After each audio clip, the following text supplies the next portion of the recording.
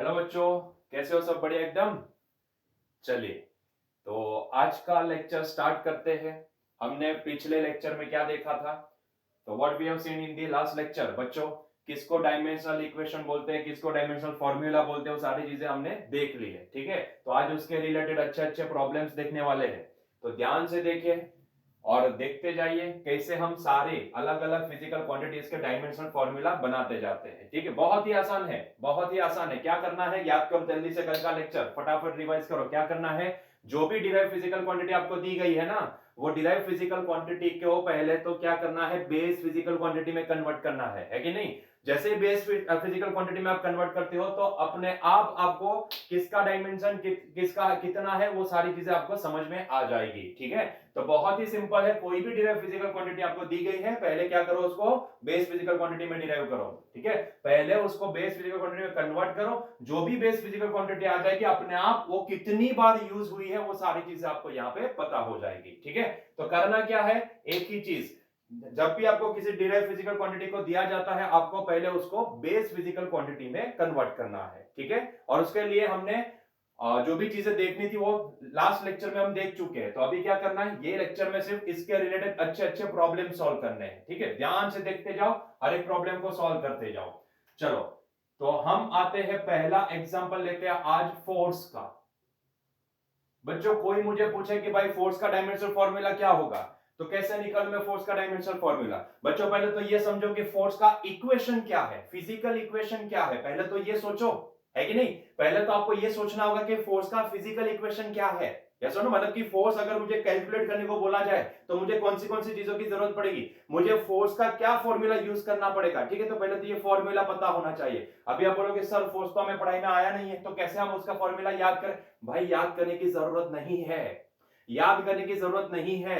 ध्यान से समझो, ये सारी चीजें जितनी भी फिजिकल क्वांटिटी यहां पे हम पढ़ने वाले हैं ना, जिसका डायमेंशन फॉर्मूला यहां पे निकालने वाले हैं, सारी चीजें ना आपको next next next next lecture में, जितने भी लेक्चर आते हैं, जितने भी चैप्टर पढ़ाई में आएंगे आगे, वो सारे चैप्टर में आने ही वाली है। तो तब वो आपको अपने आप याद हो जाएगी, डोंट वरी अबाउट इट। अभी के लिए थोड़ा याद करना पड़ेगा, थोड़ा याद रखना पड़ेगा। ठीक है, लेकिन जैसे जैसे चैप्टर आगे बढ़ते जाएंगे वैसे वैसे सारी फिजिकल क्वांटिटीज आपको याद होती जाएगी। क्योंकि कई बार होता क्या है कि चैप्टर अब तक पढ़े नहीं ना, वो सारे फोर्स वगैरह पढ़े नहीं है, Newton's Newton's law of motion अब तक हमारा चैप्टर स्टार्ट हुआ नहीं है। ठीक है, ये नेक्स्ट चैप्टर है, तो तब तक आपको वेट करना पड़ेगा। लेकिन जैसे वो चैप्टर पढ़ लोगे तो फिर आपको मैं नींद में से भी उठा के बोलूं कि भाई what is the formula of force, आप तुरंत बोले सर F इज इक्वल्स टू ma, क्योंकि तब आपको ये सारी चीजें समझ में आ जाएगी। ठीक है, अभी क्या है कि ये पहला चैप्टर है हमारे लिए, और सारी फिजिकल डिराइव फिजिकल क्वांटिटीज के रिलेटेड हमें उनके डायमेंशनल फॉर्मूला यहां पे निकालने को बोलते हैं, इसलिए कहीं ना कहीं आपको थोड़े फॉर्मूला याद करने पड़ेंगे। लेकिन जैसे जैसे जैसे जैसे चैप्टर आगे बढ़ते जाएंगे,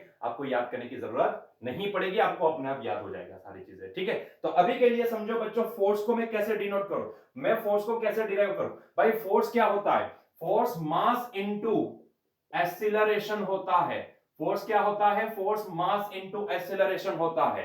अभी देखो, मास जो भी है, याद करो हमें क्या करना है, किसी का भी मुझे डायमेंशनल फॉर्मूला निकालना हो तो मुझे पहले क्या करना है, वो जो फिजिकल क्वांटिटी है उसको पहले बेस फिजिकल क्वांटिटी में कन्वर्ट करना है। बच्चों, यहाँ पे मास तो physical quantity, base physical quantity है, लेकिन क्या एक्सीलरेशन है? नहीं है। तो पहले क्या करें, एक्सीलरेशन को बेस फिजिकल क्वांटिटी में कन्वर्ट करें, है कि नहीं? चलो, तो आओ करते हैं, पहले एक्सीलरेशन को बेस फिजिकल क्वांटिटी में कन्वर्ट करते हैं। देखो, ये मास तो अपने आप एक फिजिकल बेस फिजिकल क्वांटिटी है, मास बेस फिजिकल क्वांटिटी है, लेकिन एक्सीलरेशन नहीं है। तो बच्चों, मुझे एक्सीलरेशन को कन्वर्ट करना पड़ेगा। अभी एक्सीलरेशन को कैसे कन्वर्ट करूं मैं? सोचो सोचो सोचो, एक्सीलरेशन होता क्या है, हम देख चुके हैं आगे आगे वाले लेक्चर में। तो एक्सीलरेशन बच्चों होता है velocity upon time.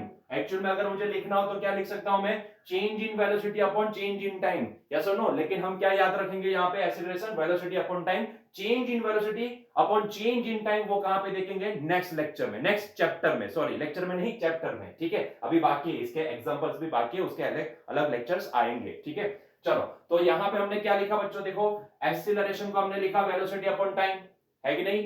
Acceleration is velocity upon time. देखो यहां पे इतना लिखने से, देखो टाइम तो बेस फिजिकल क्वांटिटी हो गई, लेकिन क्या velocity physical quantity, base physical quantity है? नहीं है। तो अभी वेलोसिटी को क्या करना है, बेस फिजिकल क्वांटिटी में लिखना है तो वेलोसिटी को मैं क्या लिखूं बच्चों, वेलोसिटी को मैं लिखूंगा, ध्यान से देखो m और t को अलग कर दिए, वेलोसिटी को हम लिखेंगे डिस्प्लेसमेंट अपॉन टाइम, मतलब कि d बाई टी।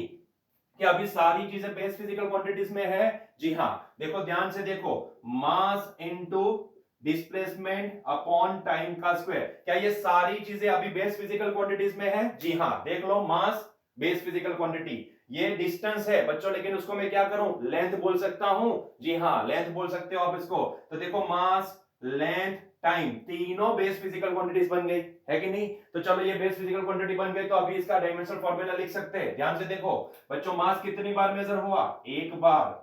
अच्छा, लेंथ कितनी बार मेजर हुई? एक बार। टाइम कितनी बार मेजर हुआ? दो बार। यस और नो, है कि नहीं?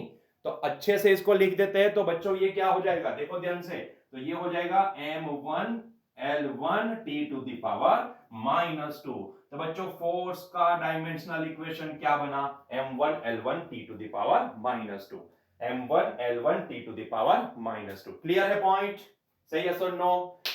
Very good. चलो जल्दी से वीडियो को पॉज करो, छाप लो।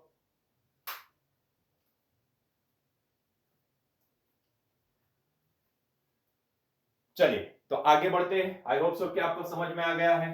तो भाई क्या किया हम, force is equal to M A, पहले तो इसका फिजिकल फॉर्मूला लिखे, वो फॉर्मूला लिखे, मैंने देखा कि भाई इसको तो बेस फिजिकल क्वांटिटी में कन्वर्ट करना है। ये बेस फिजिकल क्वांटिटी नहीं है, कौन सी? एक्सीलरेशन। मास तो है लेकिन एक्सीलरेशन बेस फिजिकल क्वांटिटी नहीं है, तो हमें क्या करना पड़ा, एक्सीलरेशन को वेलोसिटी अपॉन टाइम लिखना पड़ा। ठीक है, कहीं ना कहीं मुझे इसको कन्वर्ट करना है बेस फिजिकल क्वांटिटी में, ताकि मुझे पता चले कि भाई कितनी बार वो बेस फिजिकल क्वांटिटी यूज हुई फोर्स को बनाने के लिए, है कि नहीं? तो उसके लिए मुझे ऐसा कुछ करना पड़ा। मैंने पहले एक्सीलरेशन को वेलोसिटी अपॉन टाइम लिखा, फिर देखा कि भाई वेलोसिटी बेस फिजिकल क्वांटिटी नहीं है, तो फिर मैंने वेलोसिटी को क्या लिखा, डिस्टेंस अपॉन टाइम लिखा। इतना लिखने के बाद मुझे फाइनली जो मिला वो क्या मिला, बेस फिजिकल क्वांटिटी वाला फॉर्मूला मिला। तो फोर्स इज इक्वल टू होता है क्या, mass into length upon time का स्क्वायर। ठीक है, तो बच्चों यहां से मुझे उसका फाइनली उसका डायमेंशनल इक्वेशन मिला। क्लियर है पॉइंट, है कि नहीं? चलो नेक्स्ट क्वेश्चन देखते हैं। नेक्स्ट क्वेश्चन ध्यान से देखो बच्चों, बात करेंगे हम लीनियर मोमेंटम की।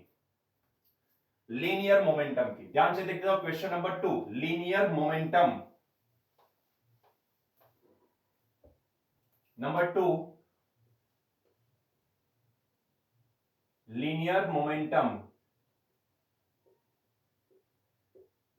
बच्चों ये जो लीनियर मोमेंटम होता है ना, उसको डिनोट किया जाता है p वेक्टर से।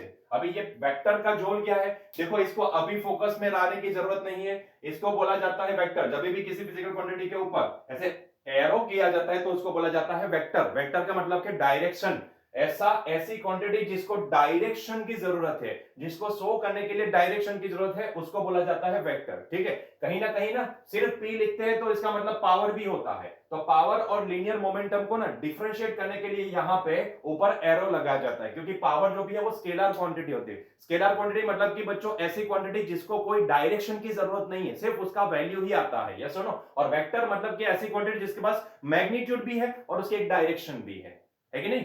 चलो तो इसके लिए इसको डिफरेंशिएट करने के लिए हम लीनियर मोमेंटम का जो भी सिंबॉलिक रिप्रेजेंटेशन है उसके ऊपर क्या लगाते हैं, एरो लगाते हैं। अभी बच्चों ध्यान से देखना, ध्यान से देखना, मुझे बोला गया है कि भाई ये लीनियर मोमेंटम का डायरेक्शन डायमेंशनल फॉर्मूला लिखो। ठीक है, या फिर लीनियर मोमेंटम का डायमेंशनल इक्वेशन लिखो। तो मैं इसको कैसे लिखूं, ध्यान से देखना, इसको मैं कैसे लिखूं। पहले तो आपको ये पता होना चाहिए कि भाई ये जो लीनियर मोमेंटम है इसका फॉर्मूला क्या बनेगा, फिजिकल फॉर्मूला क्या बनेगा। ठीक है, तब उसके बाद ही तो हम उसको बेस फिजिकल क्वांटिटी में कन्वर्ट कर सकते हैं। तो पहले उसका फिजिकल फॉर्मूला पता होना जरूरी है कि नहीं? चलो लेकिन बच्चों ध्यान से देखो, मैंने क्या बोला कि इतने यहां पे जितने भी फॉर्मूला पढ़ने वाले हैं वो सारी चीजें आपको नेक्स्ट लेक्चर में आती जाएगी। लेक्चर नहीं, चैप्टर्स में आती जाएगी। ठीक है, नेक्स्ट जितने भी चैप्टर हम पढ़ेंगे वहां पे ये सारी चीजें आपको आती जाएगी।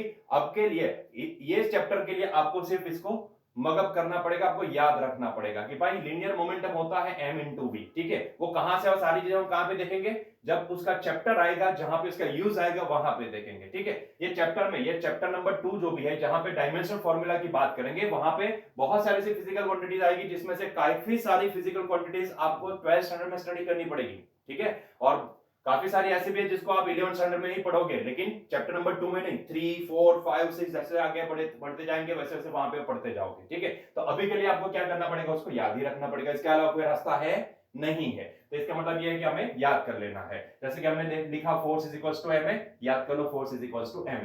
यहाँ पे लीनियर मोमेंटम आया, लीनियर मोमेंटम बच्चों क्या होता है, m इंटू वी होता है। लीनियर मोमेंटम क्या होता है, m इंटू वी होता है। मास इंटू वेलोसिटी वो होता है लीनियर मोमेंटम, ठीक है। हमने वेक्टर वगैरह निकाल लिया, अभी उसका कोई जरूरत नहीं है, ठीक है। तो हमने सिर्फ लिखा p is equals to mv। अभी बच्चों मुझे इसका डायमेंशनल फॉर्मूला लिखना है, कैसे लिखूं मैं देखूंगा कि पहले जो हमारा फिजिकल फॉर्मूला है क्या उसमें सारी जो भी फिजिकल क्वांटिटीज है वो बेस फिजिकल क्वांटिटीज है। मैंने देखा तो भाई मास बेस फिजिकल क्वांटिटी है, वेलोसिटी नहीं है। तो पहले मुझे क्या करना पड़ेगा, वेलोसिटी को पहले मुझे कन्वर्ट करना पड़ेगा बेस फिजिकल क्वांटिटी में। वेलोसिटी को मैं बच्चों क्या लिखूं, वेलोसिटी को मैं लिख सकता हूं ये डिस्प्लेसमेंट अपॉन टाइम, है कि नहीं, यस और नो। तो बच्चों क्या अभी ये पूरी physical quantity base physical quantity में कन्वर्ट हो चुकी है, जी हां। देखो मास यस बेस फिजिकल क्वांटिटी है। लेंथ डिस्टेंस को क्या बोलेंगे, लेंथ बोलेंगे। क्या लेंथ बेस फिजिकल क्वांटिटी है, जी हां है। टाइम है, हां है। तो मतलब ये पूरी बेस फिजिकल क्वांटिटी में रिप्रेजेंट हो चुकी है। अभी बच्चों देखो मास कितनी बार मेजर हुआ, एक बार। लेंथ कितनी बार मेजर हुई, एक बार। टाइम कितनी बार मेजर हुआ, एक बार। तो देखो इसका डायमेंशनल फार्मूला क्या बना, m1 l1 t को ऊपर ले जाओ, that is t to the power -1। तो बच्चों लीनियर मोमेंटम का डायमेंशनल इक्वेशन क्या बनेगा, m1 l1 t to the power -1। Clear है पॉइंट, जल्दी से देखो, छाप लो, वीडियो को पॉज करो, छाप लो जल्दी से। चलिए क्लियर है पॉइंट। चलो नेक्स्ट फिजिकल क्वांटिटी की ओर आगे बढ़ते हैं। बच्चों एनर्जी की बात करेंगे, एनर्जी की बात करेंगे। नेक्स्ट एनर्जी की बात करेंगे, ध्यान से देखिए एनर्जी। एक काम करते हैं, एनर्जी से पहले ना वर्क को डिफाइन कर लेते हैं, ठीक है। तो नंबर 3 हम देखते हैं पहले वर्क, उसके बाद एनर्जी के पास जाएंगे, उसके बाद पावर के पास जाएंगे, ठीक है। चलो पहले हम वर्क की बात करते हैं, वर्क जिसको ना W से रिप्रेजेंट किया जाता है। बच्चों वर्क का डायमेंशनल फॉर्मूला क्या बनेगा, मुझे कोई पूछे कि भाई वर्क के लिए डायमेंशनल इक्वेशन लिखो, कैसे लिखूंगा मैं। चलो पहले तो मुझे उसका फिजिकल फॉर्मूला पता होना चाहिए। बच्चों वर्क होता क्या है, वर्क होता है फोर्स इनटू डिस्प्लेसमेंट, ठीक है, फोर्स इनटू डिस्प्लेसमेंट। ये डी मतलब कि डिस्प्लेसमेंट, डिस्प्लेसमेंट, ठीक है। डिस्प्लेसमेंट और डिस्टेंस दोनों अलग चीज है, लेकिन बच्चों वो अभी समझ में नहीं आएगा, आपको नेक्स्ट चैप्टर में समझ में आएगा कि भाई क्या डिस्टेंस होता है और क्या डिस्प्लेसमेंट होता है, दोनों के बीच में अंतर क्या होता है, वो सारी चीजें आपको नेक्स्ट चैप्टर में समझ में आएगी, ठीक है। अभी के लिए इतना एक्सेप्ट कर लो कि भाई ये फोर्स इनटू डिस्प्लेसमेंट होता है, ठीक है। तो बच्चों क्या फोर्स का हम डायमेंशनल फॉर्मूला निकाल चुके थे, जी हाँ। क्या आपको याद है, सर याद तो कैसे हो पाएगा, हाँ तो क्या करोगे, प्रोसेस के पास जाओगे। प्रोसेस क्या बोलती है भाई, जो भी आपका फिजिकल फॉर्मूला है पहले उसको क्या करो, बेस फिजिकल क्वांटिटी में, बेस फिजिकल क्वांटिटी में कन्वर्ट करो, ठीक है। तो यहां पे भी यही फॉलो करेंगे। देखो मैंने देखा तो ये डिस्प्लेसमेंट मतलब कि लेंथ, ये तो बेस फिजिकल क्वांटिटी है, क्या फोर्स है, नहीं है, फोर्स बेस फिजिकल क्वांटिटी नहीं है। तो मुझे क्या करना पड़ेगा, मुझे फोर्स को रिप्लेस करना पड़ेगा बेस फिजिकल क्वांटिटी के साथ। तो इसका मतलब ये होता है कि फोर्स तो होता है ma के बराबर, तो ये हो गया MAD। सर ये तो मैड हुआ, मैड, हाँ आप ही की बात चल रही है, आप ही की बात चल रही है, ठीक है। चलो M into A into D, ठीक है। देखो ये अभी ये D जो भी है वो क्या है, लेंथ है, M जो भी है वो मास है। ये भी बेस फिजिकल क्वांटिटी है, ये भी बेस फिजिकल क्वांटिटी है, लेकिन एक्सीलरेशन बेस फिजिकल क्वांटिटी नहीं है। तो एक्सीलरेशन को हमें क्या करना पड़ेगा, एक्सीलरेशन को हमें बेस फिजिकल क्वांटिटी में कन्वर्ट करना पड़ेगा। तो एक्सीलरेशन क्या होगा, एक्सीलरेशन को लिखेंगे बच्चों वेलोसिटी अपॉन टाइम, है कि नहीं। तो क्या अभी वेलोसिटी, देखो टाइम तो अभी बेस फिजिकल क्वांटिटी आ गई, क्या वेलोसिटी भी बेस फिजिकल क्वांटिटी है, नहीं है, वेलोसिटी नहीं है। तो इसको वापस मुझे कन्वर्ट करना पड़ेगा। देखो डिस्टेंस अपॉन टाइम, ये जो t था इसको मैंने यहां पे लिखा, ठीक है, m के डिवाइड में, और ये जो वेलोसिटी थी उसको मैंने लिखा डिस्टेंस अपॉन टाइम इनटू एक अलग से d जो था पहले से उसको हमने यहां पे लिखे। तो बच्चों ये क्या हो गया, m into d square upon time का स्क्वायर। अभी देखो क्या सारी physical quantity base physical quantity हो गई है, मैंने कुछ भी नहीं किया बच्चों। फोर्स को मैंने ma लिखा, उसमें से m बेस थी, बेस फिजिकल क्वांटिटी थी, d भी बेस फिजिकल क्वांटिटी है, बस एक्सीलरेशन नहीं था तो मैंने क्या किया, एक्सीलरेशन को वेलोसिटी अपॉन टाइम लिखा, तो उससे मुझे टाइम मिल गया बेस फिजिकल क्वांटिटी में। लेकिन velocity still it is not a base physical quantity, तो मैंने क्या किया, वेलोसिटी को लिखा डिस्टेंस अपॉन टाइम, ठीक है। तो मैंने इसको डिस्टेंस अपॉन टाइम लिखा, तो अभी सारी चीजें ना बेस फिजिकल क्वांटिटी में कन्वर्ट हो चुकी है। तो देखो बच्चों ये क्या बोल रहा है, मास बेस फिजिकल क्वांटिटी है, डिस्टेंस मतलब कि लेंथ, हाँ बेस फिजिकल क्वांटिटी है, टाइम बेस फिजिकल क्वांटिटी है। तो बच्चों इसका डायमेंशनल फॉर्मूला क्या होगा? देखो मास कितनी बार मेजर हो रहा है? 1 टाइम। लेंथ कितनी बार मेजर हो रही है? 2 टाइम। टाइम कितनी बार? 2 टाइम्स। मतलब कि इसका डायमेंशनल इक्वेशन क्या लिखूं मैं? m1l2t-2 इक्वेशन लिखने को बोले है ना, डायमेंशनल इक्वेशन। तो ये हो जाएगा डायमेंशनल इक्वेशन। वर्क का डायमेंशनल फॉर्मूला होता है m1l2t-2, मतलब कि उसको लिखेंगे डायमेंशनल इक्वेशन ये होगा। ठीक है, किसका? वर्क का। क्लियर है? क्लियर है? जल्दी से वीडियो को पॉज करो, टेक डाउन। चलिए, तो आई होप सो कि आपको ये समझ में आ चुका है। ठीक है, तो हमने देखा बच्चों वर्क का डायमेंशनल इक्वेशन। अभी उसी तरह ना हम पावर के पास बाद में जाते हैं, पहले एक काम करते हैं, उसका एनर्जी का भी सेम, एनर्जी का भी डायमेंशनल इक्वेशन निकाल लेते हैं। ठीक है, बहुत ही अच्छा रिजल्ट हमें यहाँ पे मिलने वाला है। ध्यान से देखना, बहुत ही इंपॉर्टेंट रिजल्ट यहाँ पे मिलने वाला है। मैं एक सेंटेंस आपको बोलने वाला हूँ, बहुत ही इंपॉर्टेंट सेंटेंस होगा। ठीक है, ध्यान से देखते जाओ। ये हमने वर्क के रिलेटेड जो भी था वो सारी चीजें निकाल दिए हैं। अभी एनर्जी की बात करते हैं। नंबर 4 यहीं पे बाजू में लिखता हूं, ENERGY, एनर्जी। सर हमारे में तो है ही नहीं एनर्जी। सर जिस चीज की हमारे में कमी है उसी की आप बात कर रहे हो। अच्छा ऐसा है क्या? मतलब आपके पास एनर्जी नहीं है, खाए पिए नहीं है कुछ भी, आज ऐसे ही आ गए? अरे बाप रे सर, इतना जल्दी लेक्चर रखते तो फिर क्या करें अभी? अच्छा ठीक है, चलो कुछ बात नहीं, कोई बात नहीं, खा लो कुछ भी खाना तो खा लो। चालू लेक्चर में मत खाओ, लेक्चर खत्म होने के बाद खाओ, कुछ भी जो भी खाना है वो खा लो। ठीक है, एनर्जी भरपूर रखो, एनर्जी होनी चाहिए, जितनी एनर्जी होगी उतना मजा आएगा। ठीक है, चलो आ जाओ एनर्जी की बात करते हैं। एनर्जी की बच्चों फिजिक्स में एक चीज मानी जाती है कि भाई कोई भी ऑब्जेक्ट उतना ही वर्क कर सकता है जितनी उसके पास एनर्जी होती है। सर क्या बोले, नहीं समझ में आया। मैं बोला कि कोई ऑब्जेक्ट उतना ही वर्क कर सकता है जितनी उसके पास एनर्जी होती है। जैसे कि एग्जांपल मैंने बोला कि व्हीकल में 1 लीटर पेट्रोल है और उस व्हीकल की एवरेज ज्यादा से ज्यादा 60 किलोमीटर पर लीटर है। ठीक है, तो ये व्हीकल ज्यादा से ज्यादा कितना किलोमीटर चलेगा? उसके अंदर 1 ही लीटर पेट्रोल है और वो उसकी एवरेज ज्यादा से ज्यादा 60 किलोमीटर पर लीटर की है। ठीक है, तो इसका मतलब ये होता है कि वो व्हीकल ज्यादा से ज्यादा 60 ही चल पाएगा, 60 किलोमीटर ही चल पाएगा मैक्सिमम मैक्सिमम। और मैं ऐसे एक्सपेक्टेशन रखूं कि भाई मेरे पास 1 लीटर पेट्रोल है और मैं 90 किलोमीटर तक चला जाऊं, क्या ये पॉसिबल होगा? नहीं हो तो पाएगा, हो तो पाएगा। 60 किलोमीटर तक पेट्रोल लेके जाएगा, बाकी का 30 किलोमीटर आप धक्का लगा के जाओ, है कि नहीं? हाँ सर ऐसा हो सकता है। अरे क्या ऐसा हो सकता है भाई? हम अगर पेट्रोल के रिलेटेड बात करें तो पेट्रोल क्या है? उसके लिए एनर्जी है। तो जितनी उसके पास एनर्जी है वो पेट्रोल से सिर्फ 60 किलोमीटर ही चल सकता है कि नहीं?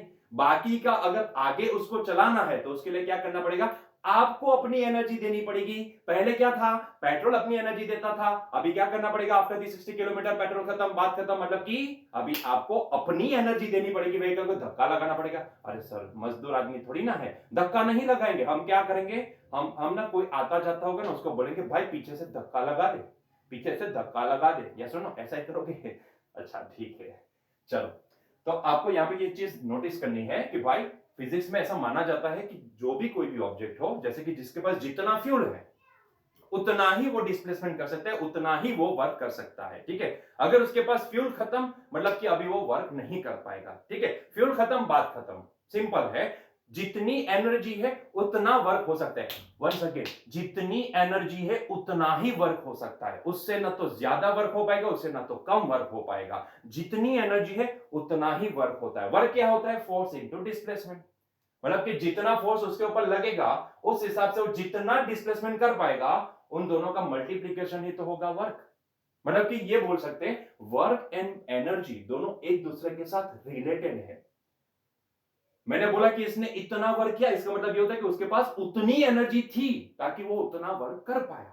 ठीक है, मैंने बोला कि इसके पास इतनी ही एनर्जी है, तो भाई जितनी एनर्जी उसके पास है उतना ही वो वर्क कर पाएगा। और यही बात, दोनों का जो रिलेशन है ना, भले वो दोनों अलग फिजिकल क्वांटिटी है, एनर्जी अलग फिजिकल क्वांटिटी, वर्क अलग फिजिकल क्वांटिटी, दोनों सेम नहीं है, दोनों अलग फिजिकल क्वांटिटी है। यस और no? Both are different physical quantity. Then also ध्यान से देखना, इसका जो भी डायमेंशनल फॉर्मूला आएगा ना उसको मैच करके देखना इसके साथ, आपको समझ में आ जाएगा कि मैं क्या बोलना चाहता हूं। Work and energy both are related with each other, और उसका रिलेशन कौन बताएगा? Dimensional formula, yes dimensional formula. आओ चलो पहले तो एनर्जी का डायमेंशनल फॉर्मूला निकालते हैं, फिर कंपेयर करने की बात करते हैं, फिर कंपेयर करेंगे। ध्यान से देखो एनर्जी, बच्चों एनर्जी के लिए ना अभी मैं काइनेटिक एनर्जी के एक सीधा सा फॉर्मूला अप्लाई कर देता हूं। काइनेटिक एनर्जी होती है हाफ mv²। सर कैसे लिखे, मैंने क्या बोला बच्चों, आपको ये याद कर लेना है। आगे आगे जैसे जैसे चैप्टर चलते जाएंगे वहां पे सारे फॉर्मूला आपको पढ़ने में आ जाएंगे, डोंट वरी अबाउट इट, अभी के लिए याद कर लो, ठीक है। चलो तो एनर्जी होती है हाफ mv²। ये काइनेटिक एनर्जी है, लेकिन एनर्जी एनर्जी होती है, चाहे वो काइनेटिक हो पोटेंशियल कोई भी हो, ठीक है। एनर्जी एनर्जी होती है, ठीक है। एनर्जी हीट वाली एनर्जी हो, काइनेटिक एनर्जी हो, पोटेंशियल एनर्जी कोई भी हो भाई, एनर्जी एनर्जी होती है, ठीक है। तो ये हाफ mv² से हमने डिनोट कर दिया जेम। इसका अगर मुझे बोलना है तो मैं इसको क्या बोल सकता हूं, काइनेटिक एनर्जी बोल सकता हूं। अभी देखो energy is equal to half mv²। बच्चों मुझे इसका डायमेंशनल फार्मूला निकालना है। क्या हाफ का कोई यूनिट बनता है क्या, भाई हाफ का कोई यूनिट नहीं बनता, वो तो एक कांस्टेंट है, कांस्टेंट का कोई यूनिट नहीं होता है, या सुनो कांस्टेंट का कोई यूनिट नहीं होता है। देखो यहाँ पे ना ये मिसगाइड मत करना अपने आप को कि भाई मैंने सर ने तो बोला था कि कांस्टेंट का कोई यूनिट नहीं होता है, ऐसा नहीं है। बहुत सारे ऐसे कांस्टेंट है जिसका यूनिट भी है, वो आगे जाएंगे तो देखने में आएगा, आपको समझ में आ जाएगा। बहुत सारे ऐसे कांस्टेंट है जिसका यूनिट भी है, जिसका यूनिट एग्जिस्ट करता है, और बहुत सारे ऐसे फिजिकल क्वांटिटी भी है जिसका कोई यूनिट नहीं है, जैसे कि एंगल का कोई यूनिट नहीं है बच्चों, एंगल का कोई यूनिट नहीं है। मतलब कि अगर मैं निकालना चाहूँ कि किसी एंगल का डायमेंशनल फॉर्मूला क्या होगा, तो उसका डायमेंशनल फॉर्मूला नहीं बन सकता, जिसका यूनिट ही नहीं है उसका डायमेंशनल फॉर्मूला क्या बना, पॉसिबल ही नहीं है, यस और नो। लेकिन फिजिक्स में ऐसे कांस्टेंट भी अवेलेबल है जिसका डायमेंशनल फॉर्मूला बन सकता है, जिसका यूनिट भी एग्जिस्ट करता है। लेकिन फिलहाल ये जो 1/2 है ना, ये एक वैल्यू है, ये एक मैग्नीट्यूड है, एक मल्टीप्लाइंग टर्म है, ठीक है। तो इसका कोई यूनिट नहीं होगा। मैं कैसे लिखूं 1 मीटर में और 2 kg में ऐसा नहीं हो सकता ना सर, ऐसा नहीं हो सकता। तो इसीलिए तो बोल रहा हूं कि इसको छोड़ दो, इसको छोड़ दो। मुझे अगर डायमेंशन देखना है तो उसके लिए मैं 1/2 को नहीं देखूंगा, मैं किसको देखूंगा, ऐसी फिजिकल क्वांटिटी जो बेस फिजिकल क्वांटिटी में कन्वर्ट हो सके। क्या ये 1 कन्वर्ट हो सकता है बेस फिजिकल क्वांटिटी में, क्या ये 2 कन्वर्ट हो सकता है, नहीं हो सकता। तो उसको छोड़ो, उसको मारो गोली, हम इसको नहीं देखेंगे, ठीक है। ये हाफ को नहीं देखेंगे। देखो फॉर्मूला में है लेकिन उसको देखना नहीं, because it can not be converted into the any base physical quantity. अगर वो कन्वर्ट ही नहीं हो पा रहा है तो उसको छोड़ो ना, उसको क्यों देख रहे हो। मुझे जो भी बेस फिजिकल क्वांटिटी में कन्वर्जन देगा वो कौन देगा, मास देगा एंड वेलोसिटी का स्क्वायर देगा, तो उसी के ऊपर फोकस करो, इसको क्यों देखते हो। चलो तो देखो इसको मैं लिखूंगा मास, और ये वेलोसिटी, देखो मास तो खुद एक बेस फिजिकल क्वांटिटी है, क्या वेलोसिटी बेस फिजिकल क्वांटिटी है, नहीं है। बेस फिजिकल क्वांटिटी में कन्वर्ट करना पड़ेगा, तो मैंने वेलोसिटी को क्या लिखा, d अपॉन टी का स्क्वायर, ठीक है। d अपॉन टी, वेलोसिटी को रिप्लेस किया डिस्प्लेसमेंट अपॉन टाइम से, तो ये हो गया उसका स्क्वायर। तो बच्चों ये क्या हो गया, ये हो गया md का square divide by T square, है कि नहीं। स्क्वायर तो दोनों को लगेगा ना, d को भी लगेगा d को भी लगेगा, ठीक है। चलो तो अभी मास बेस फिजिकल क्वांटिटी है, डिस्प्लेसमेंट बेस फिजिकल, लेंथ हुई ना, तो लेंथ बेस फिजिकल क्वांटिटी है। क्या टाइम बेस फिजिकल क्वांटिटी है, जी हाँ वो भी है। तो देखो यहाँ पे इसका डायमेंशनल फॉर्मूला क्या लिखूं बच्चों, मास कितनी बार मेजर हुआ, 1 टाइम, डिस्प्लेसमेंट कितनी बार, मतलब कि लेंथ कितनी बार मेजर हुई, 2 टाइम, टाइम कितनी बार मेजर हुआ, 2 टाइम्स। देखो इसका डायमेंशनल फॉर्मूला क्या मिला, m1L2T⁻²। तो ये हो गया एनर्जी का डायमेंशनल इक्वेशन। दोनों को कंपेयर करो, दोनों को कंपेयर करो, क्या दिखा आपको, क्या दिखा आपको, क्या दोनों के डायमेंशनल फॉर्मूला सेम आए, है कि नहीं, दोनों के डायमेंशनल फॉर्मूला सेम आए। इसका मतलब क्या हुआ, इसका मतलब ये हुआ कि भाई फिजिक्स में ये पॉसिबल है कि दो फिजिकल क्वांटिटी अगर अलग अलग हो फिर भी उनके डायमेंशन सेम हो सकते हैं। ये हमारा मोस्ट इंपॉर्टेंट ऑब्जर्वेशन निकला। वर्क अलग फिजिकल क्वांटिटी, एनर्जी अलग physical quantity, then also we are getting the same dimensional equation for both. इसका मतलब यह होता है कि फिजिक्स में ऐसी बहुत सारी पेयर अवेलेबल है कि जो अलग फिजिकल क्वांटिटी हो सकती है लेकिन उनका डायमेंशनल फॉर्मूला सेम भी हो सकता है। आई बात समझ में, हमने क्या देखा यहां पे, यही तो देखा, ये वर्क अलग फिजिकल क्वांटिटी, एनर्जी अलग physical quantity, then also we are getting the same dimensional equation for both, है कि नहीं, है कि नहीं। तो इसका मतलब ये होता है कि फिजिक्स में ऐसी बहुत सारी फिजिकल क्वांटिटीज अवेलेबल है जिसका अगर देखना जाए तो डायमेंशनल फॉर्मूला सेम हो सकता है, लेकिन अगर उन दोनों को देखा जाए तो वो दोनों तो अलग फिजिकल क्वांटिटी हो सकती है। वर्क और एनर्जी दोनों अलग है, हाँ, ये बात सही है कि वर्क एनर्जी के साथ रिलेट करता है, जितनी ये है उतना ही वर्क हो पाएगा।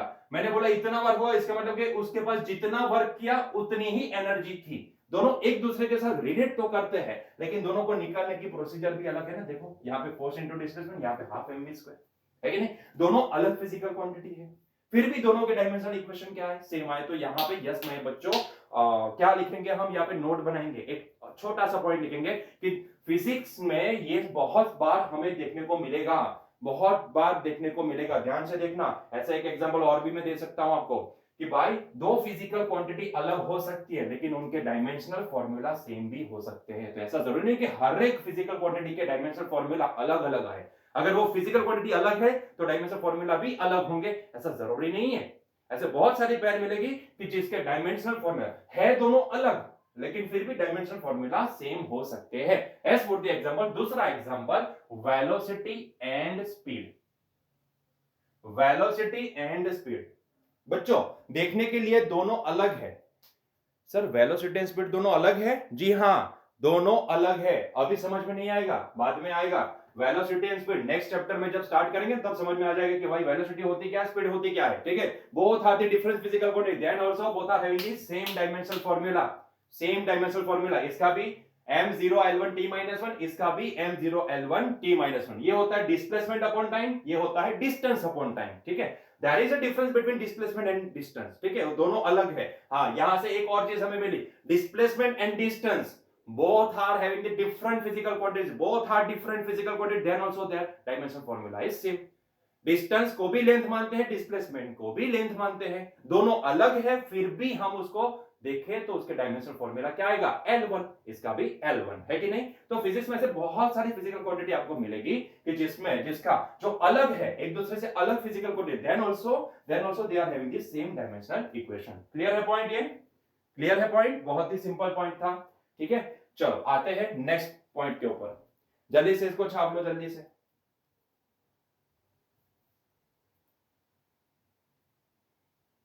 चलो कंप्लीटेड, लिख लिए। चलो आगे बढ़ते हैं, नेक्स्ट नंबर 5। नंबर 5 आ जाओ। पावर की बात करते हैं बच्चों, पावर, पावर की बात करेंगे। नेक्स्ट पावर, जिसको P से डिनोट किया जाता है। Don't consider it as a momentum. Momentum के ऊपर हम क्या लगाते थे, एरो लगाते थे उसको डिफरेंशिएट करने के लिए। यहां पे एरो नहीं लगाएंगे। जब भी एरो लगता है तो उसको क्या बोला जाता है, वेक्टर क्वांटिटी। जब भी एरो नहीं लगता उसको क्या बोला जाता है, स्केलर क्वांटिटी। ठीक है, चलो अभी के लिए इसको इसके ऐसे ही देखो, पावर एक स्केलर क्वांटिटी। अब स्केलर वेक्टर क्या होता है वो आपको नेक्स्ट टू नेक्स्ट चैप्टर में समझ में आएगा, अभी नहीं समझ में आएगा। तो अभी इसको एक्सेप्ट कर लो कि भाई हाँ ये सिंपल पी लिखा तो ये पावर है। ऐसा ऊपर अगर मैंने एरो लगाया तो वो लीनियर मोमेंटम है। ऐसे डाइपोल मोमेंट भी आएगी 12th स्टैंडर्ड में कि जिसके पी के ऊपर ही ऐसे लाइन लगाई जाएगी, मतलब कि एरो लगाया जाएगा, मतलब कि वो वेक्टर क्वांटिटी बनाई जाएगी। ठीक है, तब यहाँ पे मेंशन किया जाएगा आपको, डोंट वरी अबाउट इट। आपको मेंशन करेंगे कि भाई ये जो आप देख रहे हो ना पी, वो डाइपोल मोमेंट है या फिर पावर है या फिर लीनियर मोमेंटम है, वो सारी चीजें आपको बताई जाएगी। Don't worry about it. ठीक है, चलो तो पावर की बात करते हैं बच्चों। पावर, पावर का पहले तो फिजिकल इक्वेशन क्या होता है, तो बच्चों पावर का फिजिकल इक्वेशन होता है work upon time. Particular time में कितना वर्क हुआ उसको बोला जाता है पावर। पर्टिकुलर टाइम में कितना वर्क हुआ उसको बोला जाता है पावर। ठीक है, चलो क्या यहां पर टाइम बेस फिजिकल क्वांटिटी है? जी हां। क्या वर्क बेस फिजिकल क्वांटिटी है? नहीं, वो तो नहीं है। टाइम है, ये नहीं है। जो नहीं है उसको क्या करना है, कन्वर्ट करना है। तो उसके लिए मैं क्या करूं, कन्वर्ट करने के लिए क्या करूं, क्या करूं, क्या करूं? या तो आपको डायरेक्टली वर्क का डायमेंशनल इक्वेशन पता है तो डायरेक्टली लिखो, या फिर नहीं पता है तो उसको बेस में कन्वर्ट करने की कोशिश करो। ठीक है, मैं क्या करूंगा, मैं कभी भी रट्टा नहीं मारूंगा, क्योंकि मुझे ना पूरे पूरे 11 एंड 12 में क्या याद रहने वाला है, सारे फिजिकल फॉर्मूले, क्योंकि वो बार बार यूज होंगे भाई, बार बार यूज होंगे। ठीक है, मुझे ये वर्क डिवाइड बाय टाइम ये बार बार यूज करना पड़ेगा फॉर्मूला, जब भी मुझे कोई पावर निकालने की बात आएगी, क्योंकि पावर का पूरा एक टॉपिक आएगा हमें वर्क एनर्जी पावर में, तो वहां पे जितने भी क्वेश्चंस आएंगे कहीं ना कहीं ये फॉर्मूला एवरी टाइम यूज होने वाला है। तो मुझे क्या याद रहेगा, क्या फॉर्मूला याद रहेगा कि वो डायमेंशनल इक्वेशन याद रहेगा? फॉर्मूला याद रहेगा। तो मैं हमेशा क्या करूंगा, जब भी इसके रिलेटेड क्वेश्चन आते तो मैं हमेशा फॉर्मूला का यूज करूंगा। अभी भले याद नहीं हो, क्योंकि जैसे जैसे चैप्टर आगे बढ़ते जाएंगे वैसे वैसे आप पढ़ते जाओगे तो आपको अपने आप याद होता जाएगा, लेकिन उसका डायमेंशनल इक्वेशन कहीं पे भी यूज नहीं करेंगे। ठीक है। तो इसके लिए आपको वो सारे वर्क का डायमेंशनल इक्वेशन क्या होता है, पावर का क्या होता है, एनर्जी का क्या होता है, भाई फोर्स का क्या होता है, सारी चीजें रट्टा मारने की जरूरत नहीं है, सिर्फ फॉर्मूला याद रखो और वो होने वाले हैं आपको याद, डोंट वरी अबाउट इट। 11 में जैसे जैसे आगे बढ़ते जाएंगे वैसे वैसे चैप्टर जैसे आगे बढ़ेंगे वैसे वैसे ये सारे फॉर्मूला ना कहीं यूज होते ही जाएंगे, तो आपको पहले फॉर्मूला याद रहता है, ठीक है। पहले फॉर्मूला याद रहेगा तो हमेशा फॉर्मूला से ही आगे बढ़ो, कभी भी इसका डायमेंशनल इक्वेशन रट्टा मारने की जरूरत नहीं है, ठीक है। तो मैं क्या करूंगा, देखो टाइम तो बेस फिजिकल क्वांटिटी है, वर्क नहीं है, तो मैं क्या करूं, वर्क को पहले बेस फिजिकल क्वांटिटी में कन्वर्ट करूं। वर्क होता क्या है बच्चों, फोर्स इनटू डिस्प्लेसमेंट होता है, आपको पता है ये फोर्स इनटू डिस्प्लेसमेंट होता है।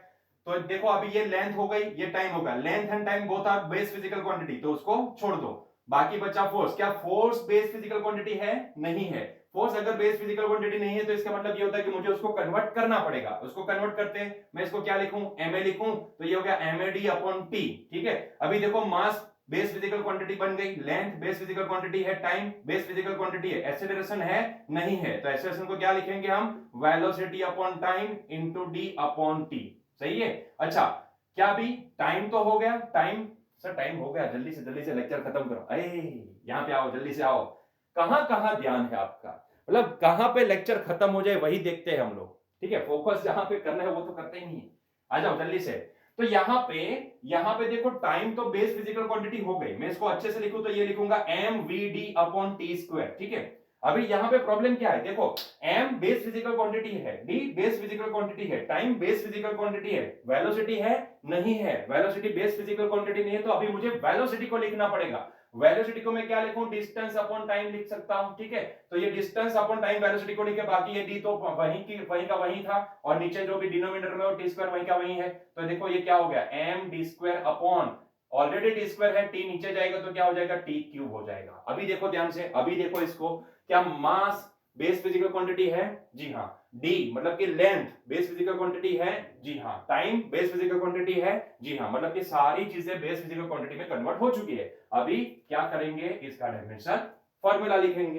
बोलो मास कितनी बार मेजर हो रहा है, 1 टाइम, लेंथ कितनी बार मेजर हुई, 2 टाइम, टाइम कितनी बार, 3 टाइम्स, तो इसको अच्छे से लिखे तो क्या लिखेंगे, m1 l2 t to the power -3। बच्चों ये जो आया ना, ये पावर का डायमेंशनल इक्वेशन बना, यस और नो, पावर का डायमेंशनल इक्वेशन बना। क्लियर है, अच्छे से आ गया कैसे निकालना है डायमेंशनल इक्वेशन, बहुत ही सिंपल है। आपको क्या याद होना चाहिए यहाँ पे, बस फिजिकल इक्वेशन याद होना चाहिए, दैट्स इट। नहीं तो क्या करना पड़ेगा आपको, वर्क का डायमेंशनल इक्वेशन पता होना चाहिए, उसको आपको लिखना पड़ेगा। अभी कैसे, कितने सारी ऐसी फिजिकल क्वांटिटीज आएगी जिसके बारे में आपको पूछा जाएगा कि भाई इसका डायमेंशनल इक्वेशन निकालो, इसका निकालो, आपको क्या याद होता है, आपको सिर्फ फिजिकल इक्वेशन याद होता है।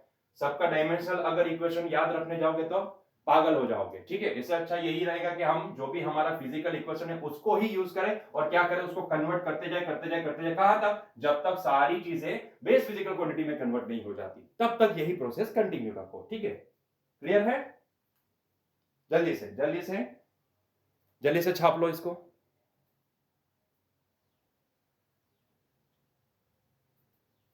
चलो तो आगे बढ़ते हैं, नेक्स्ट फिजिकल क्वांटिटी देखते हैं बच्चों, आ जाओ जल्दी से। हाँ जी, नेक्स्ट देखते हैं ग्रेविटेशनल कांस्टेंट। क्या देखेंगे, ग्रेविटेशनल कांस्टेंट। आओ बच्चों देखते हैं ग्रेविटेशनल कांस्टेंट नंबर 6।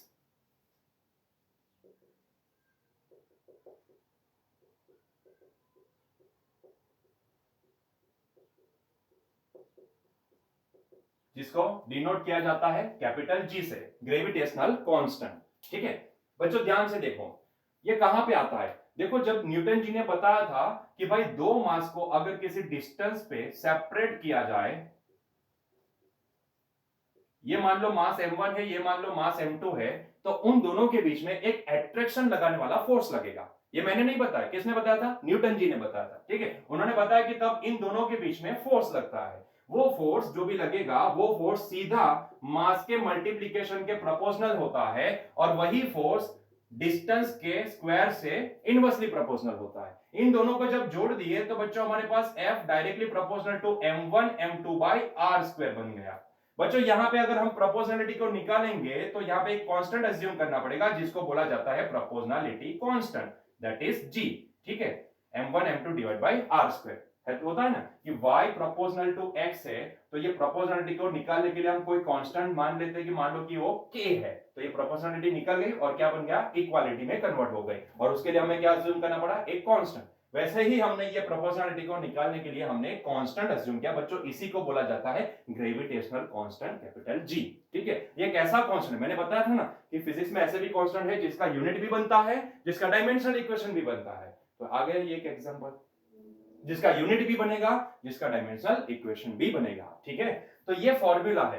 अभी ये कैसे है सर, मैंने बताया ना कि force directly proportional to m1 into m2 होता है, एंड फोर्स दोनों के बीच का जो सेपरेशन है उसके स्क्वायर से इनवर्सली प्रोपोर्शनल होता है। अभी ये सारी चीजें ना यहाँ पे समझ में नहीं आएगी, आपको ये याद होना चाहिए। ये सारी चीजें ग्रेविटेशन का हमारा पूरा एक चैप्टर है, वहां पे पढ़ेंगे डिटेल में कि ये कैसे हुआ, न्यूटन जी ने क्या ऑब्जर्व किया। वो सेब वाला एग्जांपल था कि भाई नीचे बैठे थे, पेड़ के नीचे, ऊपर से सेब नीचे गिरा, अगर आप होते तो खा लेते, मैं होता तो भी खा लेता, लेकिन उन्होंने ऐसा नहीं किया। उन्होंने क्या किया, क्यों नीचे गिरा, वो सारी चीजें उन्होंने रिसर्च वगैरह की, फिर उन्होंने बताया कि भाई दो मास के बीच में हमेशा अट्रैक्शन लगाने वाला फोर्स लगता है। ठीक है, और वो फोर्स जो भी है वो कुछ दोनों मास के मल्टीप्लीकेशन के सीधा प्रोपोर्शनल होता है। मतलब कि किसी एक का भी मास इंक्रीज कर दिया जाए तो दोनों के बीच में अट्रैक्शन फोर्स बढ़ जाएगा, अगर मैं दोनों को दूर ले जाऊं तो ये फोर्स की वैल्यू घट जाएगी, क्योंकि डिनोमिनेटर में है ना आर स्क्वायर से कम होगी वैल्यू। ठीक है, ये सारी चीजें ना वहां पे देखेंगे, ग्रेविटेशन चैप्टर में देखेंगे। अभी पूरा ग्रेविटेशन थोड़ी ना पढ़ना है हमें, तो सिर्फ इसका डायमेंशनल इक्वेशन निकालना है। लेकिन डायमेंशनल इक्वेशन निकालने के लिए हमें क्या चाहिए,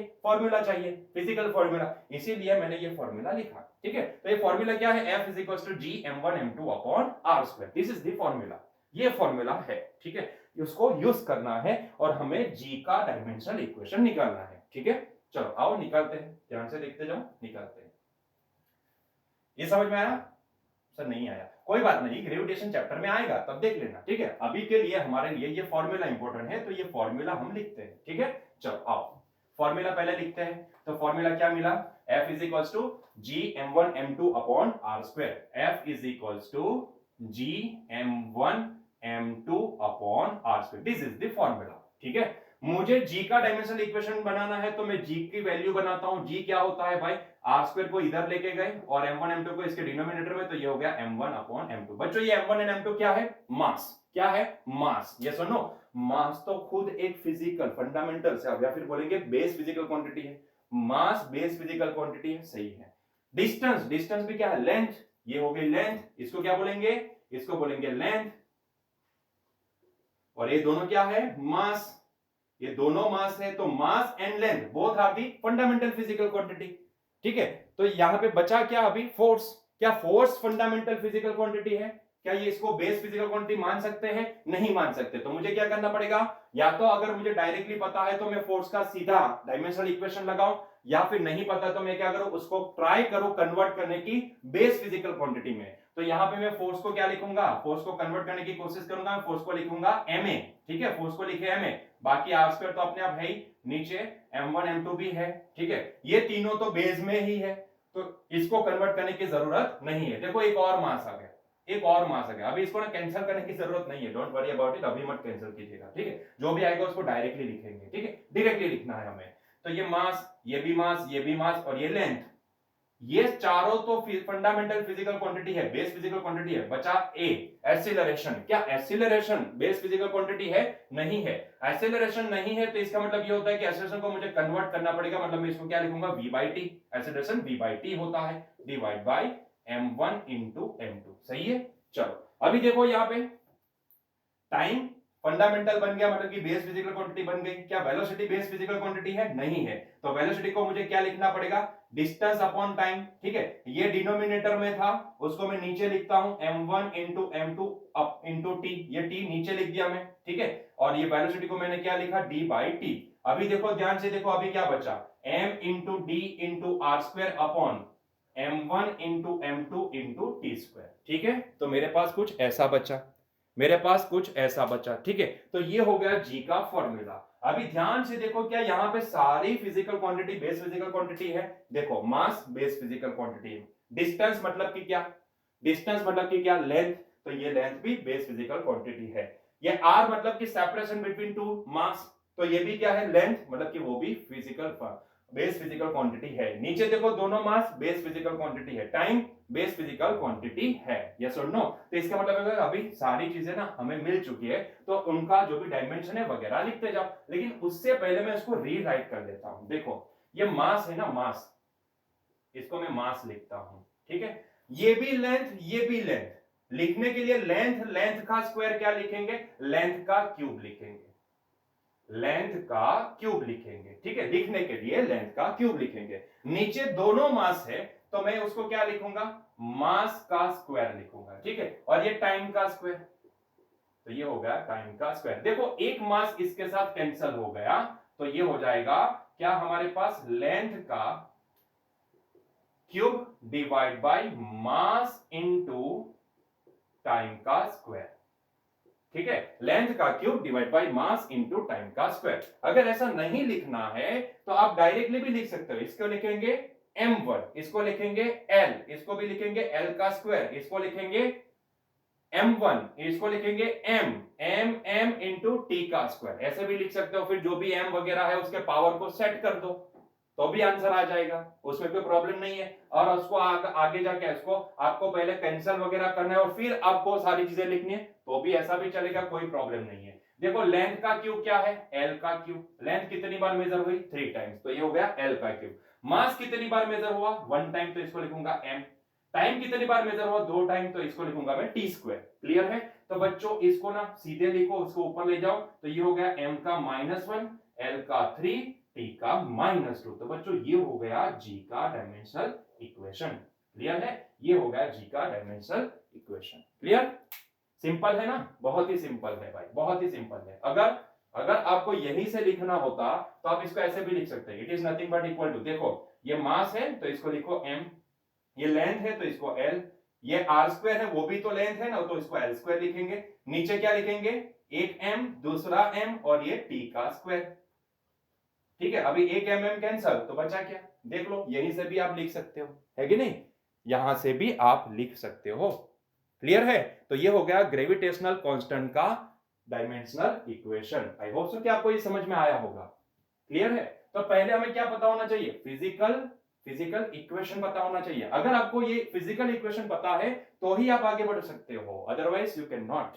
अदरवाइज क्या होगा, सारे जितने भी है ना, यहाँ पे फोर्स का आपको डायमेंशनल इक्वेशन पता होना चाहिए, फिर ये मास का पता होना चाहिए, फिर ये आर स्क्वायर का पता होना चाहिए, तो आप ऐसे भी उसको सॉल्व कर पाते हो, ठीक है। ऐसा जरूरी नहीं है कि यहां से ऐसे ही सॉल्व करो, आप ऐसे भी सॉल्व कर पाते हो। कैसे, दूसरा रास्ता, अगर मान लो कि आपको ये वाली मेथड फॉलो नहीं करनी है और आपने रट्टा मान लिया कि भाई फोर्स का डायमेंशनल इक्वेशन ये होता है, अगर आपको ये चीज मालूम है तो आप दूसरा रास्ता भी पसंद कर सकते हो। कैसे, पहले इसको लिख लो, उसके बाद में दूसरा रास्ता भी समझाता हूं। लिख लो, वीडियो को पॉज करो और लिखो जल्दी से। अच्छा बच्चों, तो लिख लिए, ठीक है। चलो तो अभी दूसरा रास्ता बताता हूं आपको मैं, दूसरा रास्ता, सेकंड वे। ध्यान से देखना, मान लो कि मुझे ऐसे बेस में कन्वर्ट नहीं करना है, कन्वर्ट करते करते नहीं जाना है, तो उसके लिए मुझे क्या करना होगा, मुझे इसके लिए ना पहले तो जितने भी यहां पे फिजिकल क्वांटिटी मेरे पास आई है, देखो उसके लिए फिजिकल फॉर्मूला तो पता होना बहुत ही जरूरी है, इसके अलावा तो कुछ भी नहीं होगा। अगर आपको यही नहीं पता है तो आपको कोई रिलेशन यहाँ पे पता नहीं चलेगा, ठीक है। तो वो तो आपको याद होना जरूरी है, लेकिन यहां पे इसको कन्वर्ट करने की जरूरत नहीं है। अगर मुझे पता है कि फोर्स का डायमेंशनल इक्वेशन है m1 l2 t to the power -1, ठीक है। अगर फोर्स का मुझे पहले से डायमेंशनल इक्वेशन पता है, that is m1 l2 t to the power -1, तो फिर मैं यहां पे आगे बढ़ सकता हूं, ठीक है। अगर मुझे पता है तो, अगर मुझे ये चीज पता है तो, ठीक है। हाँ, तो मैं क्या लिखूंगा इसको, सॉरी हम गलत लिखे ना यहाँ पे, हाँ वही तो मैं सोच रहा हूं।